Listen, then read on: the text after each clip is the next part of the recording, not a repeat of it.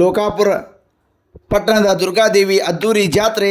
ಭಂಡಾರದಲ್ಲಿ ಮಿಂದೆದ್ದ ದುರ್ಗಾದೇವಿ ಭಕ್ತರು.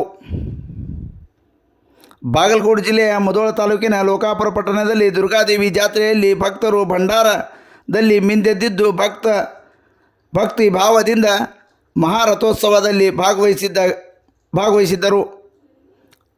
ಲೋಕಾಪುರದ ದುರ್ಗಾದೇವಿ ಜಾತ್ರೆಯಲ್ಲಿ ಕಂಡು ಬಂದಿತು.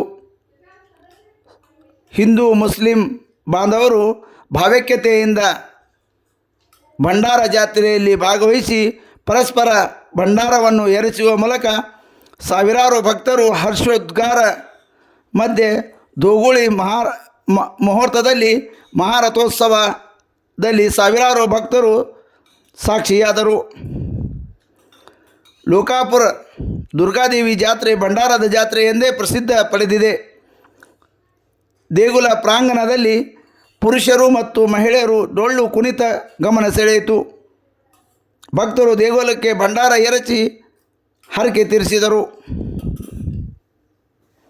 ಈ ಸಂದರ್ಭದಲ್ಲಿ ಲೋಕಾಪುರ ಪಟ್ಟಣದ ಸುತ್ತಮುತ್ತಲಿನ 15ಕ್ಕೂ ಹೆಚ್ಚು ಗ್ರಾಮಸ್ಥರು ಹಾಗೂ ನೆರೆಯ ಮಹಾರಾಷ್ಟ್ರ, ಗೋವಾ ರಾಜ್ಯಗಳಿಂದ ಅನೇಕ ಭಕ್ತರು